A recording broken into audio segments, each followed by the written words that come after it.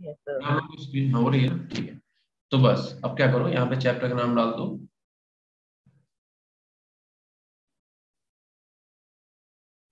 Halo alkanes and हेलोइरिन। ठीक, topic में division. आज फर्स्ट पार्ट पढ़ेंगे। देखो हमने तुम्हें बोला था कि हम ट्राई करेंगे कि हम तुम्हें 2 लेक्चर में इसका रिवीजन करा दें, ठीक है। और फिर बस हम लोग क्वेश्चन जैसे लगाते हैं, क्वेश्चन की प्रैक्टिस से पूरे चैप्टर को रिवाइज कर लेंगे, ठीक है। तो 2 लेक्चर में जितना हम रिवाइज कर सकते हैं चैप्टर को उतना रिवाइज कर लेंगे, ठीक है। भैया देखो, तो तुम पढ़ने जा रहे हो हेलो एल्केन हेलोरिन बेसिक थोड़ा सा, फिर उसका सीधे क्वेश्चन पे आएंगे, ठीक है। Haloalkanes and haloarenes, ठीक। पता ही है तुम लोगों को, यहाँ पे हेलो वर्ड का मीनिंग है हेलोजन से, ठीक है। हेलो का मतलब होता है हेलोजन, ठीक है, हेलोजन्स। और हेलोजन्स में अगर मुझे हेलोजन को एक्स मान ले तो कौन कौन से हो सकते हैं? फ्लोरीन, क्लोरीन, ब्रोमीन हो सकता है, आयोडीन हो सकता है। बट द पॉइंट इज कि यहीं पे अगर हम लोग रिएक्टिविटी ऑफ हेलोजन देख लें, इतने में ही हम लोग क्या करें, अगर हम देख लें रिएक्टिविटी ऑफ हेलोजन, तो आपको पता होगा यार कि फ्लोरीन आपका जो है वो सबसे ज्यादा रिएक्टिव होता है, फिर आपका क्लोरीन, फिर आपका ब्रोमीन हो गया, देन उसके बाद आपका आयोडीन, ठीक है। अगर रिएक्टिविटी के बेसिस पे देखा जाए तो भैया फ्लोरीन सबसे ज्यादा रिएक्टिव है, फिर क्लोरीन है, फिर ब्रोमीन है, फिर आयोडीन, ठीक है। तो कहने का मतलब रिएक्टिविटी का ऑर्डर ये होना चाहिए। अब अगर फ्लोरीन सबसे ज्यादा हाईली रिएक्टिव है, इसका मतलब रिएक्शन भी सबसे बहुत ही ज्यादा एक्सप्लोसिव करेगा। तो ध्यान रखना ये क्या करता है, बहुत ही फास्ट और एक्सप्लोसिव वायलेंट, ठीक है। एक तो वायलेंट और एक्सप्लोसिव रिएक्शन शो करता है, मतलब जो हमारे कंट्रोल में नहीं होती, हम जिसे कंट्रोल ही नहीं कर सकते, इस टाइप की रिएक्शन देगा अगर देगा तो, है ना। तो इसलिए फ्लोरीन तो हटा ही दो। और जो तुम्हारा आयोडीन है ये बहुत ही स्लो रिएक्शन देता है, ठीक है, बहुत ही स्लो रिएक्शन। इस वजह से ये रिएक्शन रिवर्सिबल हो जाती है, ठीक है, रिवर्सिबल। तो अब तुम्हें 2 चीज समझ में आ गई। फ्लोरीन बहुत ही फास्ट अटैक करता है, वायलेंट उसका नेचर होता है, ठीक है। और जो तुम्हारा आयोडीन है बहुत ही स्लो रिएक्शन करता है, इतना स्लो कि रिएक्शन रिवर्सिबल हो जाती है, इतना धीमे धीमे हो रहा है कि इधर मतलब बैकवर्ड से फॉरवर्ड के, फॉरवर्ड से बैकवर्ड आने के। तो कहने का मतलब ये, तुम यहाँ से 2 चीजें हटा दो, ना तो तुम्हें फ्लोरिनेशन पढ़ना है, ना ही तुम्हें आयोडीनेशन पढ़ना, बचा को क्लोरिनेशन और ब्रोमिनेशन। पूरे चैप्टर के अंदर हम लोग 2 ही चीज पढ़ेंगे, ये तो क्लोरिनेशन और ब्रोमिनेशन। हाँ, आयोडीन और फ्लोरीन की भी रिएक्शन हम लोग देखेंगे, बट सिर्फ एक एक, ठीक है। क्योंकि कुछ लोगों का ये होता है ना कि क्या बना ही नहीं सकते, क्यों नहीं कर सकते, ऐसा ऐसा क्यों है, वैसा क्यों, तो उनके लिए है कि हाँ भाई फ्लोरीन और आयोडीन भी हम क्या करेंगे, बनाएंगे। बट हाँ, इन जनरल क्या होगा, इन जनरल ध्यान रखना, हम लोग क्लोरीनेशन ब्रोमिनेशन ही देखते हैं इस पूरे चैप्टर के अंदर, ठीक है। अब अगर स्ट्रक्चर की बात करें भैया, तो स्ट्रक्चर का मतलब ये है कि आर, और आर से तुम्हारा भैया कोई ना कोई एक्स जुड़ा होगा, ठीक है। यहाँ पे आर तुम्हारा क्या है बता दो भैया, वेयर वेयर आर इज तुम्हारा एल्काइल, अगर हुआ, अगर एल्काइल ग्रुप हुआ आर, ठीक है, तो इसे हम लोग क्या बोलेंगे, इसे हम लोग बोलेंगे हेलो एल्केन। तो ये किसके अंदर आ जाएगा, हेलो एल्केन के अंदर। अगर आर तुम्हारा कोई एल्किल ग्रुप होता है और एक्स अगर तुम्हारा कोई हेलोजन होता है, ठीक है। तो कोई भी हमें बताई दे कौन से होंगे, है ना। एट द सेम टाइम अगर हमने क्या बोला, फिर से हमने लिखा आर, और आर से हमने जोड़ दिया एक्स। अब अगर आर तुम्हारा वेयर, जो तुम्हारा आर है वो क्या हो, बताओ। एल्केन्स देख लिया, तो एल्काइल ग्रुप आर अगर तुम्हारा एराइल ग्रुप होता है, ठीक है, अगर आर तुम्हारा कोई एराइल ग्रुप होता है, ठीक है। तो अब हम लोग क्या पढ़ रहे हैं, अब हम लोग पढ़ा है हेलो एरी, हेलो एरी, ठीक है। और यहाँ पे भी ध्यान रखना एक्स तुम्हारा हेलोजन ही होगा, एक्स आपका क्या रहेगा, हेलोजन, ठीक है। एरीन का मतलब क्या होता है यार, कोई बता सकता है, एरीन का क्या मतलब होता है? एरोमेटिक। एरीन का मतलब एरोमेटिक, और एरोमेटिक क्या होता है भाई, थोड़ा सा और एक्सप्लेन करो। Sir benzene. नहीं, ये वो तो तुम एग्जांपल बताओ, मैं पूछ रहा हूँ एरोमेटिक होते हैं कैसे, डिफाइन करते हो कि ये वाला कंपाउंड एरोमेटिक होगा, ये नॉन एरोमेटिक होगा, या एंटी एरोमेटिक होगा, कैसे बताओ। देखो, इसे इसे इसे नोट तो नहीं करना है तुम्हें, अगर नोट और करना है तो कर लो, नहीं तो चलते हैं आगे, करना है क्या भाई नो स्क्रीन। सर। हाँ तो फिर आ जाओ आगे, ठीक है। देखो, अब मेरी बात सुनो, तुम लोगों ने यार देख रखा होगा कि अगर हम क्लासिफिकेशन की बात करें किसकी, हाइड्रोकार्बन की, ठीक है, अगर हम बात कर लें क्लासिफिकेशन ऑफ हाइड्रोकार्बन, तो तुम्हें पता है हम लोग क्लासीफाई करा था किसमें, ओपन चेन में, फिर क्लोज चेन में, ठीक है। इस तरीके से हमारे पास एक क्लासिफिकेशन आया था किसमें, एरोमेटिक का, ठीक है। तो हमने बोला था भैया एरोमेटिक कंपाउंड क्या होते हैं, एरोमेटिक। तो एरोमेटिक ने बोला दो टाइप के होते हैं, एक होते हैं तुम्हारे पास बेंजेनॉइड, एक होते हैं बेंजेनॉइड, और एक होते हैं नॉन बेंजेनॉइड, ठीक है। एक होंगे नॉन बेंजेनॉइड। बेंजेनॉइड किन्हें बोलते हैं बेटा, बेंजेनॉइड कंपाउंड क्या होते हैं। पहले तो एरोमेटिक देखो क्या होता है, देखो एरोमेटिक होने के लिए क्या क्या होना चाहिए, पहली चीज तो हक्कल रूल को फॉलो करना चाहिए, ठीक है। क्या करना चाहिए, हक्कल रूल को फॉलो करना चाहिए, यानी कि 4n+2 पाई इलेक्ट्रॉन को फॉलो करना चाहिए। सेकेंड प्रॉपर्टी क्या होती है कि each carbon should be sp और sp2। तीसरी बात क्या है कि अल्टरनेट में तुम्हारे पास या तो डबल बॉन्ड हो या तो तुम्हारे पास ट्रिपल बॉन्ड होना चाहिए, कहाँ पे, अल्टरनेट में, ठीक है। डबल और ट्रिपल बॉन्ड होना चाहिए अल्टरनेट में। तो ये हमें कुछ प्रॉपर्टीज पता है कि भैया अगर कोई भी कंपाउंड एरोमेटिक होगा तो इन तीन प्रॉपर्टी को क्या करेगा, फॉलो करेगा। अब एरोमेटिक कंपाउंड भी दो टाइप के होते हैं, एक होते हैं बेंजोनाइड, एक होते हैं नॉन बेंजोनाइड। बेंजोनाइड का मतलब ऐसे एरोमेटिक कंपाउंड जिनके अंदर बेंजीन का न्यूक्लियस प्रेजेंट होता है, ठीक है। और ऐसे एरोमेटिक कंपाउंड जो एरोमेटिक तो है बट उनके अंदर बेंजीन का न्यूक्लियस प्रेजेंट नहीं है। फॉर एग्जांपल मान लो, अगर हमने एग्जांपल के तौर पे लिख दिया कि भैया बेंजीन हो गई तुम्हारी, ठीक है। देन उसके बाद आ जाओ नेप्थलीन पे, ये हमने क्या उठा लिया, naphthalene, benzene, then naphthalene, then anthracene, benzene naphthalene, और भैया क्या आ गया, एंथ्रासीन आ गया, ठीक है। एंथ्रासीन, बेंजीन हो गया, नेप्थलीन हो गया, एंथ्रासीन हो गया। एंथ्रासीन के बाद बेटा फिनेंथ्रासीन, ठीक है, फिनेंथ्रासीन। बेटा एक चीज ध्यान रखना, जितने भी एरोमेटिक कंपाउंड होते हैं ये अच्छी स्मेल देते हैं, और अच्छी स्मेल देने की वजह से, सॉरी, फिनेंथ्रासीन का स्ट्रक्चर, अच्छी स्मेल देने की वजह से हम लोग क्या करते हैं, जितने भी बॉडी परफ्यूम वगैरह होते हैं उसमें हम लोग क्या करते हैं, यूज करते हैं। और वो हम लोग के लिए बहुत ही ज्यादा हार्मफुल है, ठीक है। क्योंकि जितने भी आपके बेंजीन न्यूक्लियस कंटेनिंग कंपाउंड होते हैं वो सब के सब कैंसर कॉजिंग होते हैं, ध्यान रखना। जनरली जो तुम्हारी रोड वगैरह बनती है तो रोड वगैरह में जो कोलतार वगैरह देखा है तुम लोगों ने, ब्लैक कलर का कोलतार जिसमें गिट्टी वगैरह मिला के रोड बनाते हैं, उस यस सर। कोलतार में बेंजीन नेफ्थलीन की वेपर्स निकलती हैं। तो कभी भी वहां से अगर कभी ऐसा हो कि वहां से निकल लो तो उसकी स्मेल को इनहेल मत करना। तुरंत मुंह पे कपड़ा लगा रहे हैं, जो भी मास्क पहना तुम्हारे पास है तुरंत उसका यूज करना, उसे इनहेल मत करना, क्योंकि वो कैंसर कॉजिंग वेपर्स होती हैं, उसके अंदर बेंजीन और नेप्थलीन प्रेजेंट होती है, ठीक है। एंथ्रासीन जनरली क्या होता है, जो वॉश, अगर तुम पब्लिक टॉयलेट में कभी गए हो तुमने देखा व्हाइट कलर की बॉल्स पड़ी रहती हैं, वो उन्हें बोलते हैं एंथ्रासीन, ठीक है। ऐसे फिर एंथ्रासीन।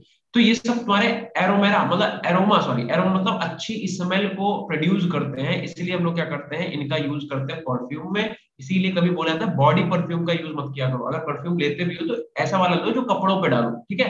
मतलब बॉडी पे लगाओगे तो उसके अंदर ये प्रेजेंट होगा, और एक टाइम तक तो तुम्हें नहीं पता चलेगा कि यार यार ठीक है ठीक है, लेकिन एक टाइम पे पता चला हाँ भाई नुकसान कर रहा है वो, ठीक है। तो अब तुम्हें क्या करना, बताना कि एरोमेटिक है कि नहीं है, ठीक है। तो तुम बताओगे एरोमेटिक है कि नहीं है, तो तब तक हम कुछ और एग्जांपल लिख देते हैं। फॉर एग्जांपल मैंने लिख दिया, ठीक है। और एक और, ठीक,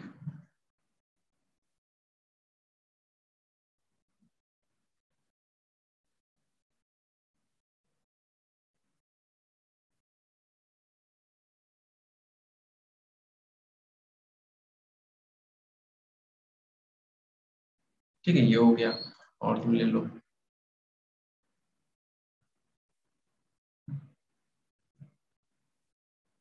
ठीक है। ये कुछ एग्जांपल लिखे हुए हैं, इनकी नंबरिंग कर देते हैं, तुम लोग बताओ इनमें से कौन सा एरोमेटिक है कौन सा नहीं। ऑल तो हम लोग हेलोजन पढ़ रहे हैं, बट तुम्हारा एक रिवीजन भी हो जाएगा कि जो याद आ जाएगा भैया कौन से होते हैं। ई, ये हो गया एफ, जी, ये एच हो गया, और ये हो गया आई। चलो भाई, सबको पता है, सबने पढ़ रखा है, बताओ भाई इनमें से कौन कौन से कंपाउंड एरोमेटिक है, कौन कौन सा बेंजेनॉइड है। बेंजोनाइट पहचाना तो बड़ा आसान है, देखो बेंजोनाइट कैसे पहचानोगे कि जिनके अंदर बेंजीन का न्यूक्लियस है और जो एरोमेटिक है, ऐसा नहीं कि बेंजीन का न्यूक्लियस है बट एरोमेटिक नहीं है, उन्हें तुम बेंजोनाइट बोल दोगे। बेंजोनाइट का मतलब जो तुम्हारे एरोमेटिक भी हो और जिनके अंदर बेंजीन का न्यूक्लियस प्रेजेंट हो, देखो जैसे ये बेंजीन है, खुद ही बेंजीन है, इसमें बेंजीन दिख रही है तुम्हें, 2 बेंजीन से मिला के बना, इसे 3 बेंजीन से मिलकर बना, इसे भी 3 बेंजीन, तो इन सबको क्या बोलेंगे? बेंजोनाइट कंपाउंड, जिनके अंदर बेंजीन का न्यूक्लियस प्रेजेंट हो। अब इनमें से तुम्हें चेक करना कौन सा एरोमेटिक है। अगर इनमें से कोई ऐसा है जो एरोमेटिक है और उसके अंदर बेंजीन का न्यूक्लियस नहीं है, तो उसे क्या बोलेंगे? नॉन बेंजोनाइट बोलेंगे। बताओ भाई कैसे चेक करोगे? हकल लगा दो भैया, कैसे लगाओगे? अभी अनीश, अंकिता, आस्था, देवेश, बताओ भाई। ध्रुव, पलक, महक, साक्षी, बुल्की नहीं है क्या? उसका नाम नहीं याद आ रहा मुझे। अरे क्या नाम था यार? चलो जान दो। क्षितिज भाई बोलो, कैसे चेक करोगे कि एरोमेटिक है कि नहीं है? कैसे चेक करेंगे कि देखो यार, सबसे पहले तो हकल रूल देख लो, हकल रूल को फॉलो कर रहा है कि नहीं। हकल रूल क्या था अपने पास? हकल रूल है 4n+2 pi electron, 4n+2 pi electron. तो इसमें देख लो पाई इलेक्ट्रॉन कितने हैं। पाई इलेक्ट्रॉन देखने से पहले देखो पाई बॉन्ड कितने हैं। पाई बॉन्ड क्या होता है बेटा? देखो ध्यान रखना, डबल बॉन्ड को पाई बॉन्ड नहीं कहते, पहले ध्यान रखना, दिमाग में ये हटा दो, ठीक है? देखो भैया, सिंगल बॉन्ड तुम्हारा क्या होता है? सिग्मा बॉन्ड होता है। डबल बॉन्ड के अंदर एक सिग्मा और एक पाई। ठीक, अब मेरी बात सुनो, सिग्मा डबल बॉन्ड के अंदर एक सिग्मा एक पाई होता है, ठीक है? और ट्रिपल के अंदर क्या होता है तुम्हारे पास? एक सिग्मा होता है, दो पाई। सिंपल सी बात, बड़ी बड़ा चीज, ठीक है? तो उससे क्या होगा, हमें ये पता चल गया कि यहाँ पे हमें कितने पाई बॉन्ड दिख रहे हैं। तो एक पाई बॉन्ड, ये तो एक पाई बॉन्ड में 2 पाई इलेक्ट्रॉन। तो अगर 3 पाई बॉन्ड है तो पाई इलेक्ट्रॉन कितने हो गए यहाँ पे? 6। तो बेंजीन के अंदर 6 पाई इलेक्ट्रॉन है। तो अगर हम इस वाले फॉर्मूले को सॉल्व करके कैसे भी 6 ले आए, तो इसका मतलब बेंजीन इस वाले रूल को फॉलो करेगी। अब बताओ एन की हम कितनी वैल्यू रख दें कि 6 आ जाए इस वाले फॉर्मूले को सॉल्व करके? बताओ। सर 1। 1। 1। तो अगर तुम एन की जगह पे यार 1 रख दोगे तो 4 वन 4 +2 कितना आ जाएगा? 6 पाई इलेक्ट्रॉन आ जाएगा। तो हम ऐसा बोल सकते हैं कि for n is equal to 1 के लिए बेंजीन क्या कर रही है? हकल रूल को फॉलो कर रही है। चलो नेप्थलीन का बताओ। Naphthalene n is equal to कितने के लिए हकल रूल को फॉलो कर रही है, या कर भी रही है कि नहीं कर रही है? Sir n = 2। n is equal to 2, क्योंकि जब तुम n की वैल्यू 2 पुट करोगे इस वाले फॉर्मूले में, तो 4 2 8 +2 10, और यहाँ पे 10 ही तो पाई इलेक्ट्रॉन है, देखो ना। पाई बॉन्ड गिन लो, पाई बॉन्ड 5 है, तो 5 का 2 कर दो, तो 5 2 10। ठीक है, ऐसे ही आप बताओ एंथ्रासीन जो है आपका, वो क्या करेगा? n इज इक्वल टू कितने के लिए है, अगर उनको फॉलो करेगा? Sir 3। n is equal to 3, क्योंकि यहाँ पे 14 पाई बॉन्ड है और 14 पाई इलेक्ट्रॉन है। तो जब यहाँ पे 3 रखो तो 4 3 12, और 12 + 2 14, बिल्कुल सही है। फिर एंथ्रासीन बताओ। सर 3। 3, तो ये भी n इज इक्वल टू 3 के लिए फॉलो कर रहा है। पहले भी हम लोग सिर्फ हकल रूल देख रहे हैं कि हकल रूल को कौन फॉलो कर रहा है, कौन फॉलो नहीं कर रहा है। अभी एरोमेटिक नहीं देख रहे हैं। ये वाला कंपाउंड बताओ, यहाँ पे कितने पाई इलेक्ट्रॉन दिख रहे हैं इस वाले में, ई वाले में? सर 2। सर 2। 2 पाई इलेक्ट्रॉन दिख रहे हैं। अब तुम बताओ क्या तुम इस वाले फॉर्मूले को सॉल्व करके 2 ला सकते हो? सर n 0 पुट कर सकते हैं। n 0 पुट कर दो, बिल्कुल। अगर हम n की वैल्यू 0 पुट करें तो 2 आ जाएगा। आएगा कि नहीं? 4 की मल्टीप्लाई 0 से 0, और यहाँ पे 2 पाई इलेक्ट्रॉन बचेंगे, बिल्कुल सही। इसका बताओ बेटा, यहाँ भी सेम है, n की वैल्यू 0 पुट कर दो, 2 पाई इलेक्ट्रॉन आ जाएंगे। ये बताओ कितने पाई इलेक्ट्रॉन इसमें? इसमें पाई इलेक्ट्रॉन कितने बेटा? सर 4। सर 4। 4, 1 2 3 4। बताओ क्या तुम 4n+2 पाई को सॉल्व करके 4 ला सकते हो कैसे भी? No 4 sir. 2 को नहीं ला सकते हो, क्यों? क्योंकि अगर तुमने यहाँ 0 पुट करा तो आ जाएगा 2, अगर तुमने 1 पुट कर दिया इनकी वैल्यू तो आ जाएगा 6। तो इसका मतलब 4 ला ही नहीं सकते। तो भैया ये वाला कंपाउंड तो हकल को फॉलो ही नहीं कर रहा, ये तो इसे फॉलो ही नहीं कर रहा। इसका बताओ तो बेटा, ये पाई बॉन्ड है, ये सब पाई बॉन्ड है। इसका नाम है साइक्लो ऑक्टा टेट्राइन। ठीक है, इसका नाम बताओ। सर हाँ, ये नॉन एरोमेटिक। नहीं ये अभी डिसाइड नहीं किया, सिर्फ हकल को बताओ फॉलो कर रहा है कि नहीं कर रहा है। कितने पाई इलेक्ट्रॉन है? 2 2 4 2 6 तो 8। तुम इस वाले फॉर्मूले को सॉल्व करके कैसे भी 8 नहीं ला सकते। 0 रखोगे तो 2, 1 रखोगे 6, 3 रखोगे तो कितना आ जाएगा बेटा? 12। तो यहाँ पे 8 नहीं आ सकता, तो ये हकल रूल को फॉलो नहीं कर रहा है। बेंजाइन बताओ बेटा, क्या बेंजाइन हकल रूल को फॉलो करता है? बताओ, बेंजाइन में कितने पाई इलेक्ट्रॉन दिख रहे हैं आपको? सर 8। 8। ठीक है, तो 8 ला सकते हो क्या? No sir. तो ये भी हकल रूल फॉलो नहीं कर रहा। गलत गलत गलत बेटा, बात सुनो। ये जो बेंजाइन होता है, बेंजाइन में ये वाला जो आप बॉन्ड देख रहे हो बाहर वाला, ये पाई बॉन्ड कंसीडर नहीं करा जाता, क्योंकि ये रिंग के अंदर प्रेजेंट नहीं होता है। पाई बॉन्ड यही वाले कंसीडर करे जाते हैं, ये वाले जो बेंजीन में कंसीडर करे जाते हैं, मतलब 6। अगर तुम यहाँ पे n इक्वल टू 1 रखोगे तो ये हकल रूल को फॉलो करता है। और ध्यान रखना, बेंजाइन जो है वो एक एरोमेटिक कंपाउंड है। ठीक है, तुमने अभी तक यही नहीं पढ़ा? बेंजाइन जो है बेटा वो एरोमेटिक कंपाउंड है। ये जो ट्रिपल बॉन्ड तुम देख रहे हो ये बाहर होता है रिंग से, इसका रिंग से कोई लेना देना नहीं है। इस वाले कार्बन का जब तुम हाइब्रिडाइजेशन निकालोगे वो भी बेटा sp2 ही निकल के आएगा, ठीक है, sp नहीं निकल के आएगा कि तुम सोचो अरे यार sp निकल के आएगा, ऐसा कुछ नहीं है। वो रिंग से बाहर उसे कंसीडर नहीं करते हैं, बस क्योंकि इसकी स्ट्रक्चर ऐसी है तो बनाते हैं, ठीक है। ध्यान रखना n=1 के लिए हकल रूल फॉलो करता है। अब बात यार ये आती है कि पहला पॉइंट तुमने देख लिया कि भैया जो हकल रूल को फॉलो करेंगे एरोमेटिक, है ना, क्योंकि तुम हेलो एरीन में, एरीन क्या है, एरीन का मतलब एरोमेटिक ही तो है, तो एरोमेटिक समझ भी चलो क्या है। अगला क्या कह रहा है, each carbon should be sp होना चाहिए या तो sp2 होना चाहिए। तो भैया देखो, अब हाइब्रिडाइजेशन निकालने का फॉर्मूला हमें पता है, स्टीरिक नंबर हम लोग निकाल लेते हैं। क्या होता है, number of sigma bond plus का लोन पेयर, ठीक है। अगर हम क्या करें, सिग्मा बॉन्ड और लोन पेयर को आपस में ऐड कर दें तो स्टीरिक नंबर निकल के आ जाएगा। और स्टीरिक नंबर हम तो पहले बता चुके, फिर से देख लो, अगर स्टीरिक नंबर निकल के आता है 4 या फिर 3 या फिर 2, ठीक है। अगर 4 निकल के आएगा तो कितना हो जाएगा, sp3 हो जाएगा। अगर 3 निकल के आएगा तो क्या हो जाएगा, sp2 हो जाएगा। और 2 निकल के आएगा तो क्या हो जाएगा, sp हो जाएगा, ठीक है। अभी के लिए फिलहाल तो इतना ही काम चला लो। वैसे तो प्रॉपर हाइब्रिडाइजेशन पे पढ़ाना चाहिए, बट वो काम मेरा नहीं है क्योंकि हम लोग पढ़ चुके हो, ठीक है। तो पढ़ा सकते हैं बट वही टाइम चला जाएगा, मतलब क्या बोलता है।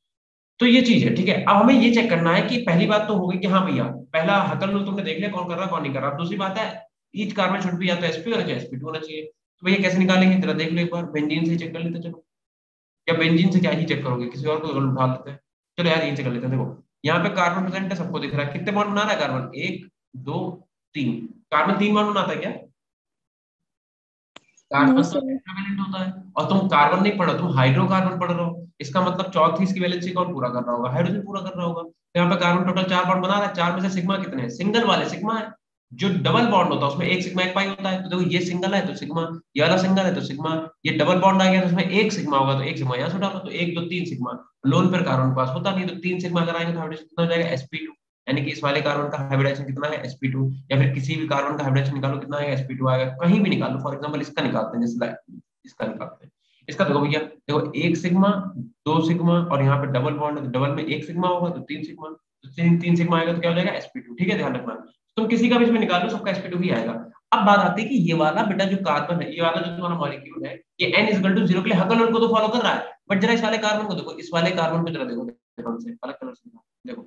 अगर तुम इस वाले कार्बन को ध्यान से देखो तो कितने बॉन्ड बना रहा है, 1 2।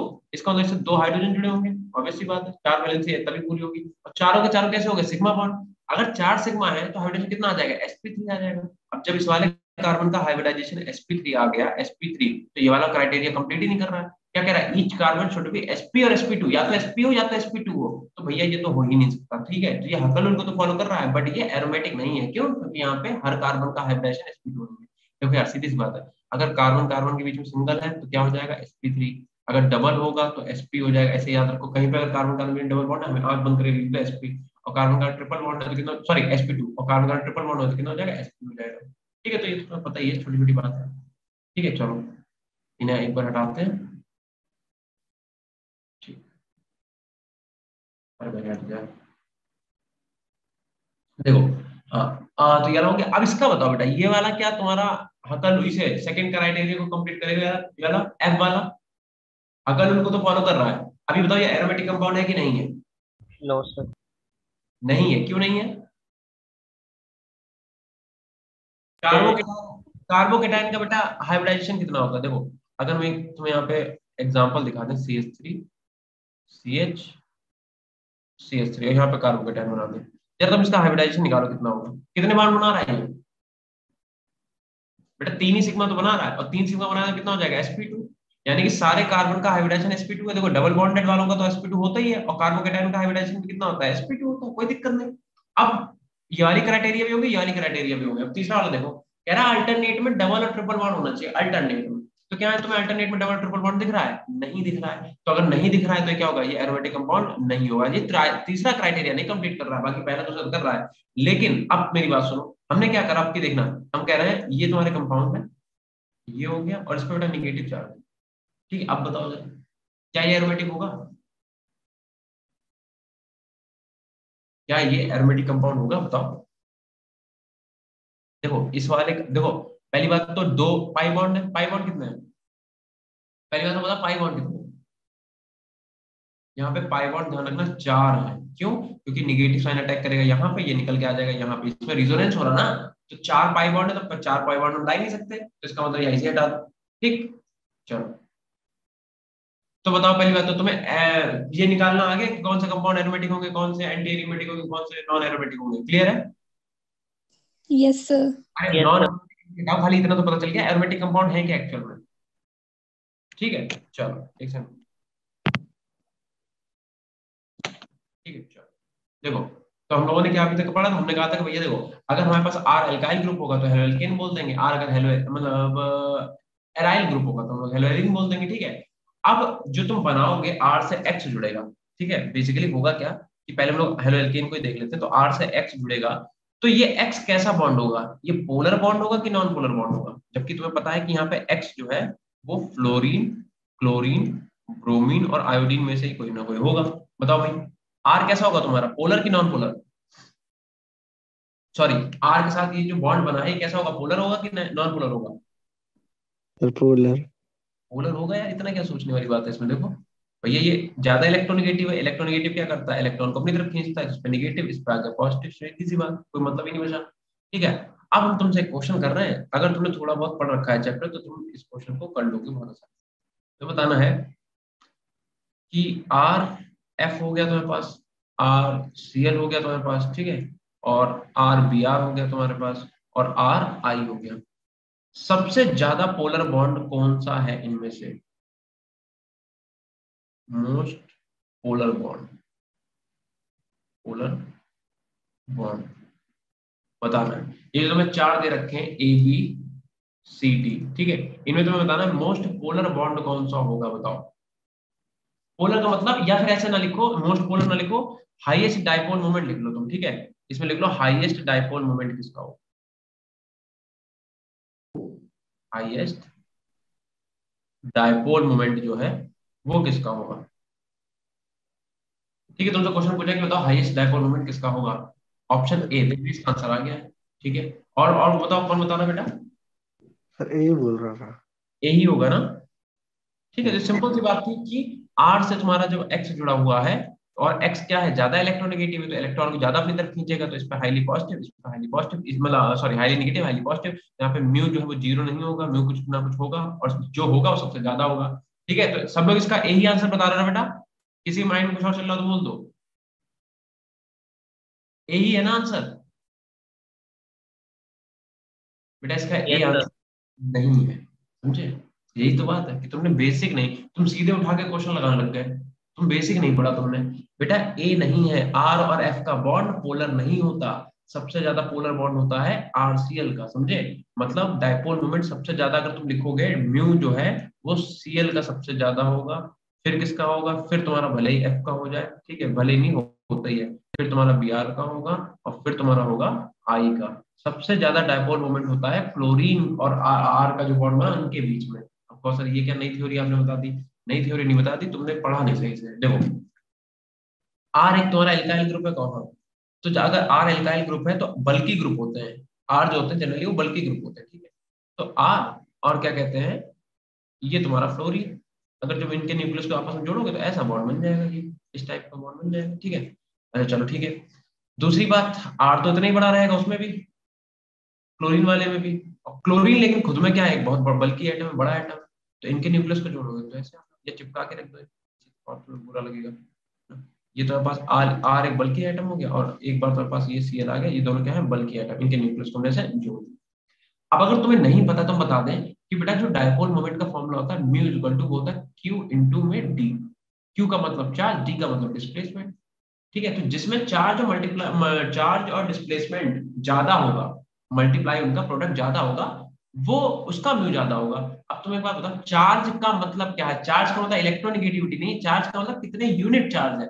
फ्लोरीन पे भी एक यूनिट चार्ज ही होता है, क्लोरीन पे भी एक यूनिट चार्ज ही होता है, और जब डी की बात करेंगे तो इसका डिस्प्लेसमेंट यहाँ से यहाँ तक ही है, इसका डिस्प्लेसमेंट कुछ ज्यादा नहीं लग रहा है तुम्हें।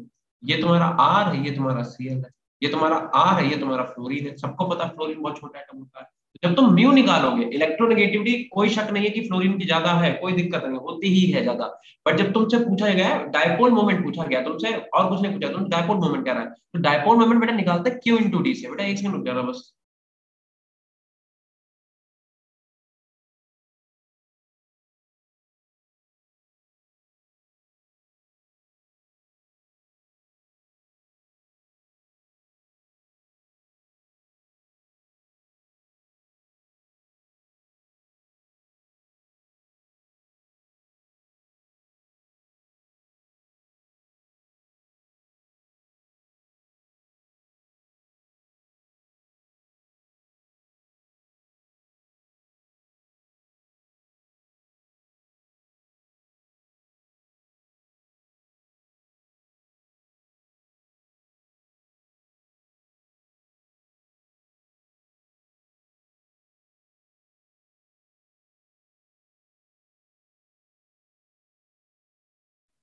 हाँ भाई समझ में आया। हम क्या कह रहे थे, हम कह रहे थे कि आर तुम्हारा बल्कि ग्रुप होता है, दोनों में आर बल्कि है। फ्लोरीन तुम्हें पता है बहुत ही छोटा आइटम है, और क्लोरीन तुम्हारा बड़ा आइटम है। तो जब तुम म्यू निकालोगे तो म्यू का फॉर्मूला नहीं याद होगा आई थिंक। म्यू का फॉर्मूला होता है क्यू इंटू डी। क्यू का मतलब चार्ज होता है, और चार्ज का मतलब ये नहीं होता कितना, मतलब समझ रहे हो यार। एक बार बताओ, अगर यहाँ पे आर है और यहाँ पे एफ है, तो बेटा इस पे पार्शियल निगेटिव पार्शियल पॉजिटिव ही तो आएगा।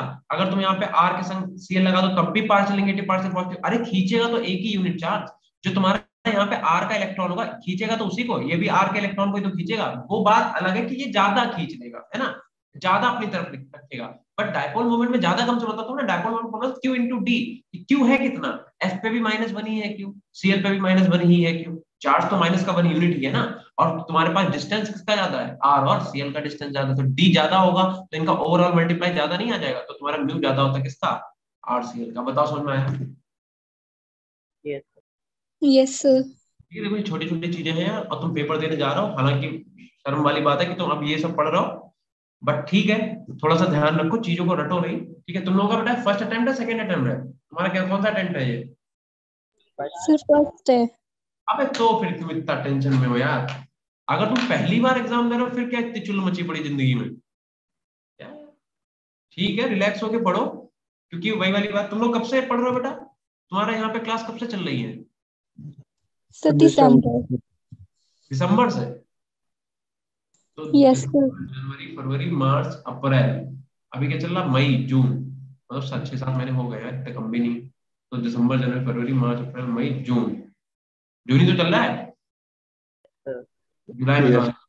हाँ तो यार 7 महीने कम तो नहीं है खैर, लेकिन फिर भी मतलब तुमने कोई अभी मतलब ऐसा बेसिक से तो नहीं पढ़ा है ना कि 11th का पूरा एकदम कोचिंग पढ़ी हुई, 11th की फिर 12th की पूरी कोचिंग पढ़ी, ऐसा तो तुमने नहीं किया, तो टेंशन नहीं। तुमने 11th पढ़ा है क्या यहाँ पे, 11th के चैप्टर पढ़े हैं। यस यस 11th किसने पढ़ा है, मैंने पढ़ा है क्या तुम्हें 11th। सर, मैम ने पढ़ाया था। अच्छा 11th हमने नहीं पढ़ा होगा ना, 11th में शायद हम थे ही नहीं जब तुम लोग यहाँ पे थे। 11th हम आए हैं मार्च में। हाँ 11th में हमने नहीं पढ़ा होगा, सही कह रहे हो। तो फिर इतना टेंशन क्यों ले रहे हो, तो ऐसे मुंह लटका क्यों बैठे हो, जब पहला अटेम्प्ट दे रहे हो फिर क्या है। हम ये नहीं कह रहे हो सीरियस होके मत दो, बट इतना भी सीरियस नहीं हो, पागल ही हुए जा रहा बिल्कुल। ठीक है, आराम से करो, अगर तुमने ट्राई करो, अगर तुम लोग सोच के देखो, अगर भाई 720 नंबर का पेपर है, और अगर 720 में से तुमने ट्राई मेहनत की और अपना एफर्ट मारा, 720 में से अगर अगर तुम क्यों लगा रहे हो यार, क्या है आधी आधी आ रही है क्या बाहर, अच्छा तुम्हें तो क्या पता, तुम तो हिमाचल में बैठे हो। भाई भूत भूत तो नहीं है यार, गेट बार बार खटखट खटखट हो रहा है, आंधी आ रही होगी आई थिंक। देखो 720 नंबर है, अब 720 नंबर में से मान लो कि अभी इस बार हम कह रहे हैं तुम्हारा तुम्हारा पेपर क्वालिफाई हो जाए, ऐसे मत बोलना कि भैया ये बोल रहे हैं, अरे भैया मतलब सर ऐसे बोल रहे हैं, हम वो नहीं बोल रहे कि तुम्हारा ना क्वालिफाई, हम जस्ट एक तुम्हें बात बता रहे हैं कि फॉर एग्जाम्पल मान लो तुम इस बार तुमने पेपर दिया, मान लेते हैं ऐसा, और तुम 520 नंबर ले आए, या तुम 560 नंबर ले आए, 580 नंबर ले आए, तो बेटा ये एक बहुत बढ़िया रैंकिंग मानी जाएगी, बहुत अच्छे नंबर माने जाएंगे, क्योंकि तुमने यार 11th की कोचिंग थोड़ी ना पढ़ी है। तुमने ना तो 11th के तुमने 6 महीने में सब कुछ कर लिया, 11th भी 12th भी, प्रॉपर टाइम चाहिए होता है भाई, ऐसे थोड़ा पेपर निकलता है। तो तुम्हारा फर्स्ट अटेम्प्ट है तो तुम इतनी टेंशन ना लो बेटा, तुम्हारी भी एज बहुत है। ठीक है, और तुम जो पेपर दे रहे हो कितनी बार भी दे सकते हो, लेकिन अब ये भी नहीं उसका फायदा उठाए। इसका फायदा तुम ये उठा सकते हो कि तुम क्या कर सकते हो कि तुम बहुत अच्छे से, मतलब बहुत अच्छे से ये वाला पेपर दो, और उसके बाद क्या करो, इंतजार मत करो रिजल्ट का कि कब रिजल्ट आएगा कब क्या करेंगे, कुछ मत करो। अपना ग्रेजुएशन में मतलब एडमिशन ले लेना, किसी भी ग्रेजुएशन में एडमिशन ले लेना, वो मत छोड़ना, साल मत बर्बाद करना, अपना ग्रेजुएशन में एडमिशन ले लेना, और चुपचाप से तैयारी करना स्टार्ट कर दो, आंख बंद करके चुपचाप से, कि हमें बस तैयारी करना, कुछ करने की, अंधाधुंध तैयारी करो, समझे। बस अगर तुम्हारा यही वाला हो जाएगा तो बहुत ही अच्छी बात है। और 1% को मान लो अगर 0.001% को नहीं होता, भाई बहुत टाइम पड़ा हुआ है, अच्छे से खूब तैयारी करो, और कोशिश करो कि 720 का अगर पेपर हो तुम 700 नंबर लेके आओ। और कहो क्या ला नहीं सकते हैं, बेटा लाने वालों ने 720 नंबर भी लाए, ठीक है। चलो खैर, और सबसे पहली तो दिक्कत ये है, सबसे पहली दिक्कत नहीं, सबसे पहली बात ये है कि टीचर से कन्वर्सेशन किया लो, तुम इतना स्ट्रेस लेके क्यों पढ़ रहे हो। तुम एक बात बताओ, हम तुम्हें जो यहाँ पे पढ़ा रहे हैं इससे तुम्हारे क्वेश्चन लगेंगे, तुम खुद ही बताओ। अब जब तुम्हारा पेपर 17 तारीख को है, तो ऑब्वियस सी बात है हम तुम्हें बहुत बेसिक सी बात बता पाएंगे, कोई एक आध क्वेश्चन फंस जाए तो फंस जाए, नहीं तो क्वेश्चन तुम्हारी खुद की जो नॉलेज है उसी से लगेगा, है ना। तुमने अभी तक जो पढ़ा है क्वेश्चन तुम्हारे वहीं से लगेंगे, यहाँ से क्वेश्चन नहीं लगेंगे। ये तो एक जस्ट एक डिवीजन टाइप का चल रहा है कि भाई हाँ ये चीज हमने पढ़ी, ये चीज हमने नहीं पढ़ी है, वाला उसमें से मान लो एक आध फंस गया क्वेश्चन तो फंस गया, नहीं तो 720 नंबर का जो पेपर है वो तुम्हारी खुद की नॉलेज से ही लगेगा। यहाँ तो बस इस समय ये है कि अपना थोड़ा चिल लाओ, अपने जो डाउट्स है वो पूछो, और जैसे रिवीजन चला रही चलने दो, समझे? इतना सीरियस होकर पढ़ने की जरूरत नहीं है। चलो भाई, अच्छा तो ये इतनी बात बेटा, ये वाला क्वेश्चन समझ में आया कि नहीं? इसे इंपॉर्टेंट कर लेना, क्योंकि तुम्हें ये पहले नहीं पढ़ा था, तो तुम्हारे लिए इंपॉर्टेंट, इसका स्क्रीनशॉट मार लो, ठीक है? और अगर ऐसे याद रहेगा तो बहुत अच्छी बात है। अगर तुमसे डायपोल मोमेंट पूछे इनमें से, तो ध्यान रखना आरएफ का डायपोल मोमेंट ज्यादा नहीं होता, आर स्केल का होता है। हमेशा एक ही कॉन्सेप्ट से सारे क्वेश्चन नहीं लगाए जाते, ठीक है? हम लोगों ने जब वो जीओसी पढ़ा था, देखा था कितने टाइप की वैरायटी आ गई थी वहां पे। पढ़ा क्या था, क्वेश्चन क्या लग रहे थे, रिजोनेंस कहाँ पे हो रहा था, कहाँ पे नहीं हो रहा था। जैसे फॉर एग्जाम्पल हमने तुमसे एक क्वेश्चन दिया था, अगर तुम्हें याद हो जाए, तो अगर तुम्हें याद आ जाए, जैसे BH2 CH double bond CH2, हमने कहा था कि जहां पे कॉन्जुगेशन होगा रिजोनेंस वहीं पे होगा। तो बताओ क्या इस वाले में कभी रिजोनेंस हो सकता है मॉलिक्यूल? बताओ इस वाले मॉलिक्यूल में रिजोनेंस पॉसिबल है कि नहीं है? Yes sir. देखो यार, अगर तुम्हें पता होगा कि बोरॉन जो होता है बेटा, उसका एटॉमिक नंबर 5 होता है, तो क्या लिखोगे तुम? 1s 2s। लो एक बार देख लेना, कोई निकल ही ना है पीछे से।